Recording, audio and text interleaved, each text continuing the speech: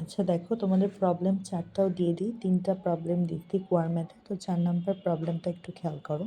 এখানে আছে ট্যাঙ্ক বা চৌবাচ্চার উপরে নির্দিষ্ট উচ্চতায় পানি তোলা। 3rd নাম্বার প্রবলেমটা কী করছিলাম? নিক্ষেপ করা, উচ্চতায় তুলে নিক্ষেপ করা। ঠিক আছে, আর এখানে আমরা পড়বো হচ্ছে ট্যাঙ্ক বা চৌবাচ্চার উপরে নির্দিষ্ট উচ্চতায় পানি তোলা। ফার্স্টের প্রবলেমটা পড়ছিলাম যে কুয়ার ম্যাথ থেকে নির্দিষ্ট উচ্চতায় যদি পানি তুলি, আর এখন আমরা কি পড়তেছি, ট্যাঙ্ক বা চৌবাচ্চার উপরে যদি নির্দিষ্ট উচ্চতায় পানি তোলা হয় তখন কি হবে। ধরো এই যে স্বাভাবিকভাবে পানি তুলতেছে, বাট বলছে নির্দিষ্ট উচ্চতা, তার মানে আরেকটা হাইট যেটা একদম নির্দিষ্টভাবে তোমার বলা হচ্ছে যে নির্দিষ্ট আরেকটা উচ্চতা, মানে পাম্প দিয়ে তো পানি তোলা হইলই, বাট বলছে নির্দিষ্ট উচ্চতায় পানি তুলতে হবে। তার মানে নির্দিষ্ট উচ্চতাটাকে আমরা ধরলাম হচ্ছে বড় হাতের এইচ। ঠিক আছে, আর এই ক্ষেত্রে আমরা ধরে নিব যে ট্যাঙ্কটা পরিপূর্ণ অবস্থায় আছে, মানে সম্পূর্ণ অবস্থায় আছে। ঠিক আছে, তার মানে সম্পূর্ণ অবস্থায় যেহেতু আছে, তার মানে আমাদের যদি এখানে তোমার ভরকেন্দ্রের সরণ ধরি, পুরাটারে এইচ ধরি, তাহলে ভরকেন্দ্রের সরণ অনুযায়ী এতটুকু সরণ কত হবে? h/2। আর আমরা আসলে তাহলে মোট আমরা কি জানি যে ভরকেন্দ্র থেকে উপরে যতটুকু থাকে ততটুকুই সরণ বিবেচনা করা হয় পি আউটে, তাই তো? পি আউটপুটে। তার মানে এইখান থেকে যে এইখানের যে সরণ, সেই জায়গায় তাহলে পুরোটারে যদি আমরা এইচ ধরি, তাহলে এতটুকু হচ্ছে h/2, আর নির্দিষ্ট সরণটুকু যে আমরা ধরলাম তাকে ধরলাম বড় হাতের এইচ। তার মানে আমরা পি আউটপুটের বেলায় মোট যেই উচ্চতাটা নিব সেটা হচ্ছে h+h/2। ঠিক আছে, আর একটা জিনিস মনে রাখবা যে নির্দিষ্ট উচ্চতায় তোলা মানে সম্পূর্ণটা ধরে আমরা কাজ করছি।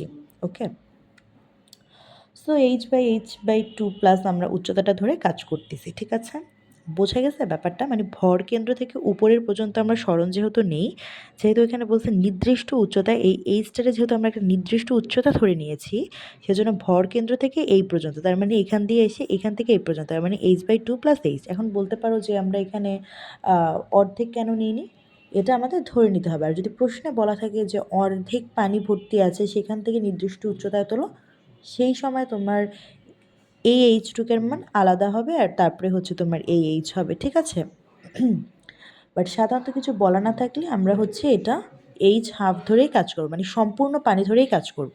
অর্ধেক পানির সময় যেই এইচটা ছিল, বাট 1/3 অংশ পানির সময় পি আউটপুটে যেই এইচটা ব্যবহার করতাম, সেটা আমরা ব্যবহার করব না, কারণ আমরা সম্পূর্ণটা ধরে আমরা এই নির্দিষ্ট উচ্চতায় পানি তোলার কথা বলে এটা ব্যবহার করব।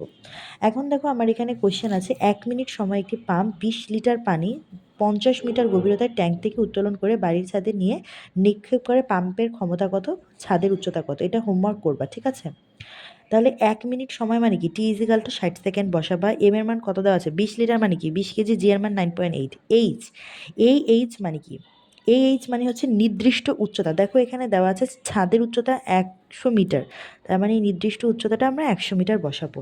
আর এখানে কি আছে, ট্যাঙ্ক থেকে উত্তোলন করে দেওয়া আছে পানি 50 মিটার গভীরতার ট্যাঙ্ক, তার মানে ট্যাঙ্কের গভীরতা কত? 50 মিটার। তার মানে এই ছোট হাতের এইচ মানে কি ট্যাঙ্কের উচ্চতা, তার মানে এইখানে হবে আমার 50, এইচের উচ্চতা কত হবে? 50/2, মানে এখানে 25 বসবে।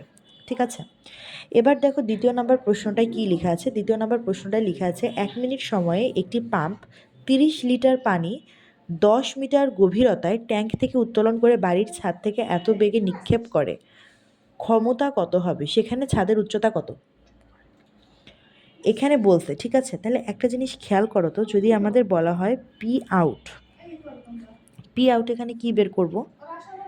যেহেতু আমাদেরকে এখানে বলছে যে নির্দিষ্ট উচ্চতায় পানি তোলা, ঠিক আছে, তার মানে এখানে আমাদের বলেই দিছে যে পানিটা উত্তোলন করছে, এত গভীরতায় পানিটা উত্তোলন করছে, মানে আমাদের ডিরেক্ট একটা উচ্চতা দেওয়া আছে। তাহলে আমাদের কি করতে হবে? h/h/2 তো করতেই হবে। ঠিক আছে, নির্দিষ্ট একটা উচ্চতা আমার নিয়ে করতেই হবে। আর এটা যেহেতু কিছু সম্পূর্ণ ভরা না, কিছু বলা নাই, সেজন্য আমি h/2ই নিলাম, মানে এই উচ্চতাটাই নিলাম। এটা যদি বুঝো, এটা তাহলে বুঝে যাবা। By T.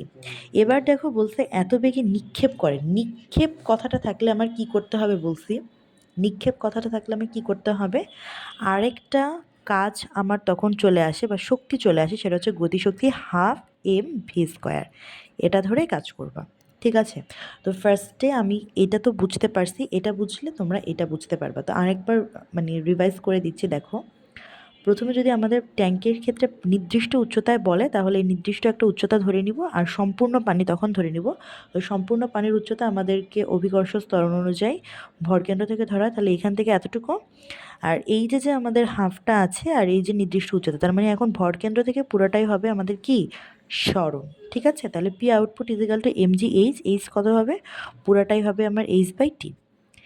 তো এভাবে করে আমরা এখানে বলতে পাম্পের ক্ষমতা নির্ণয় করতে। এবার আসো ক্ষমতা নির্ণয় করার কথা বলে তোমরা কোন ক্ষমতা নির্ণয় করবা, কার্যকর ক্ষমতা নাকি প্রদত্ত ক্ষমতা?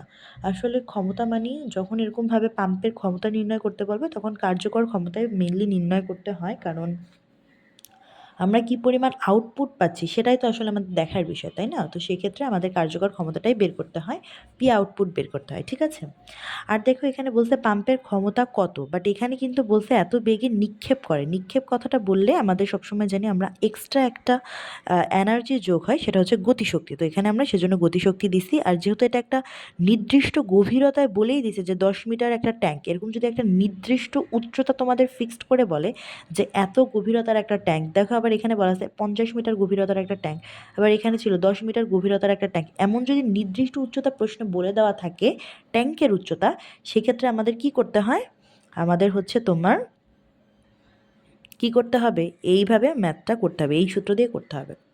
ঠিক আছে।